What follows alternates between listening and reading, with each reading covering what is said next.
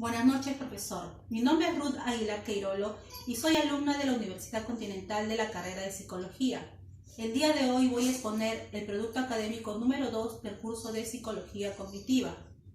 El tema a tratar es trastornos del pensamiento.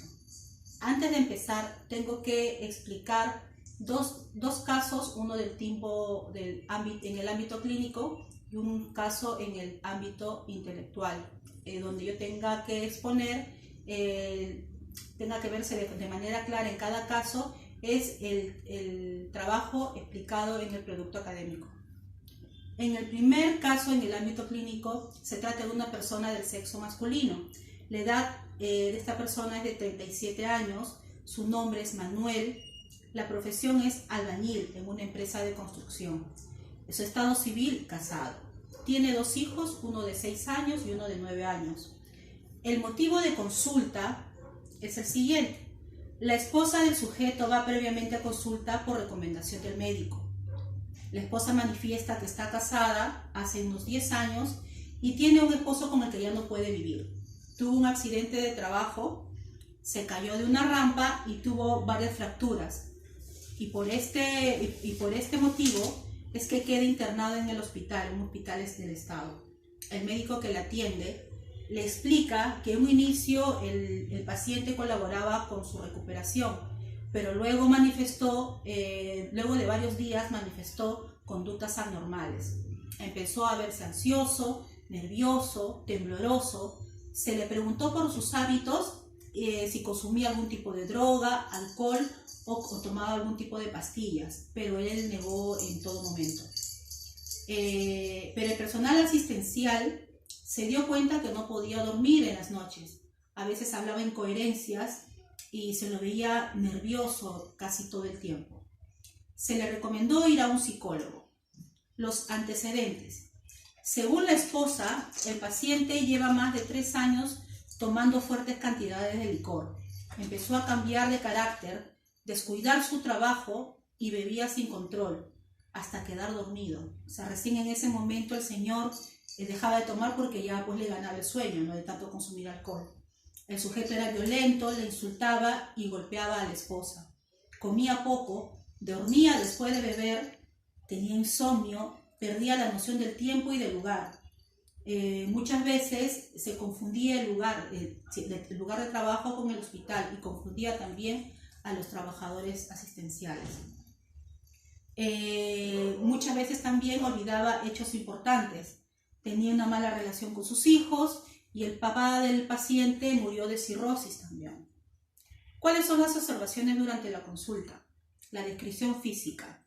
Persona de estatura alta, con textura mediana, desaliñada, desaseado, cabello oscuro, tez mestiza. Comportamiento durante la entrevista.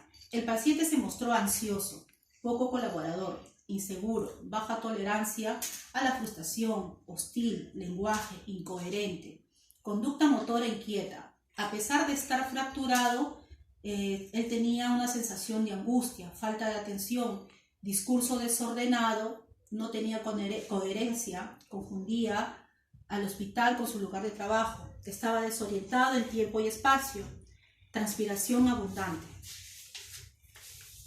Las pruebas psicológicas que se han aplicado para para este paciente es la entrevista psicológica, observación conductual, el CIDI, que es el Composite International Diagnostic Interview. Luego, la conclusión: el paciente tiene una dependencia al alcohol, ha sufrido sistemas severos de abstinencia cuando no ha podido beber, síntomas característicos del delirium, obnubilación de la conciencia, perturbación del sueño, vigilia, insomnio. El estado de abstinencia asociado con delirium al poco tiempo de dejar el alcohol indica síndrome de abstinencia con delirium. No ha tenido convulsiones. El diagnóstico según el CIE-10 es F10.40. El tiempo de duración con el problema del alcohol del sujeto ha durado más de 3 años, que es lo que indica la esposa, ¿no? Y nos sirve como una evidencia de diagnóstico adicional de dependencia al alcohol, el F10.2, según el CIE-10. Los problemas de memoria observada han de suponer, además, que el paciente sufre de síndrome amnésico por deficiencia al consumo de alcohol, pero la información es deficiente. Este es en este caso es el caso del caso clínico. El segundo caso con el ámbito educativo. Datos de la paciente es Teresa León Bravo, edad 15 años, sexo femenino, educación tercer año de educación secundaria, padres separados, hermanas 2 de 18 y 16 años. Motivos de la consulta es que la paciente va a consulta por iniciativa de la hermana mayor. La expulsaron del colegio por golpear a la directora, según manifiesta la hermana.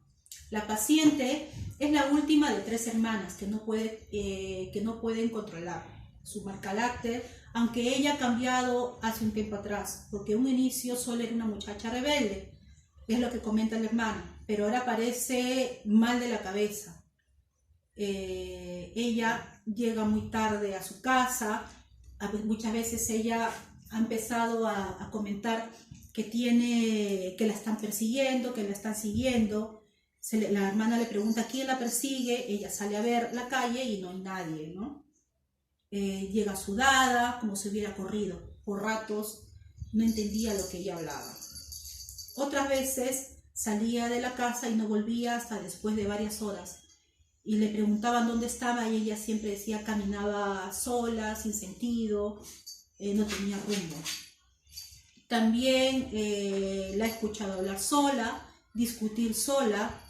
Una vez la siguió y la vio gritando en la puerta de una casa, ¿no? Cuando ella le pregunta qué pasa, ella le dice no, nada.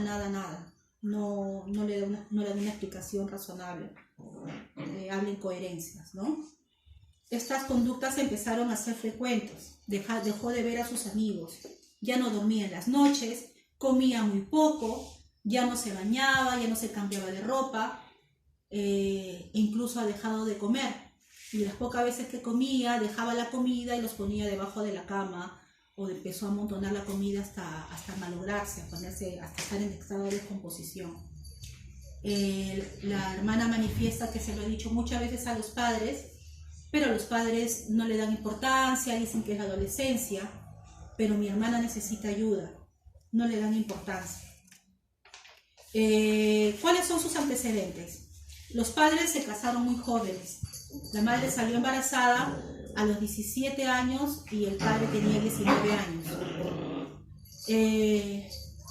La madre, ambos padres vienen de un hogar disfuncional. La madre es la segunda de 4 hermanos que también sufrió abandono. El padre viene de un hogar numeroso, son 7 hermanos y 3 de ellos tienen también un diagnóstico de esquizofrenia. La madre de la paciente las abandonó cuando ella tenía 12 años, pero antes de ello estaba siempre ausente. El padre trabajaba todo el día y tampoco estaba en casa, ¿no?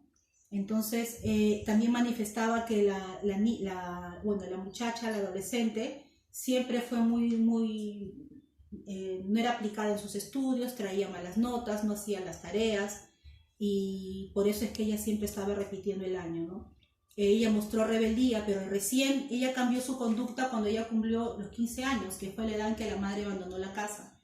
Ella empezó ya no solamente era una muchacha rebelde, dejó de frecuentar las amigas y empezó a mostrar la conducta, las conductas que hace un momento expliqué, ¿no? Que ella empezó a sentir que la perseguían, empezó a hablar incoherencias, dejó de hablar, de entenderse lo que ella estaba diciendo, empezó a no asearse, a andar con la ropa sucia, a dejar de comer también, ¿no? Entonces, el padre ya cuando llegaron a expulsarla del colegio, recién se dio cuenta que su hija necesitaba ayuda, fue al psicólogo y le explicó el problema, ¿no? Pero él no quería aceptar que su hija estaba enferma.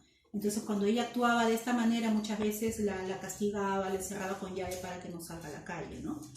Entonces, ¿cuáles fueron las observaciones durante la consulta? Descripción física, persona de estatura alta, con textura delgada, tez blanca, ojos marrones, cabello largo y castaño, de apariencia desaliñada y desaseada. Comportamiento durante la entrevista. La paciente en un inicio se muestra parca, ansiosa, juega con sus manos, mira al vacío. Por un momento es desafiante. No quiere colaborar con la entrevista. Le preguntó por sus padres y recién presta atención. Aunque distraída por ratos, sonríe. Le pregunto por qué sonríe y responde por nada. Mira al vacío. Es incoherente al hablar. Siempre está con la mirada perdida. Es desconfiada. Y por ratos dice que la quieren matar, que le quieren hacer daño a las hermanas. Y ella oye voces que le dicen que es mala, que no la quieren.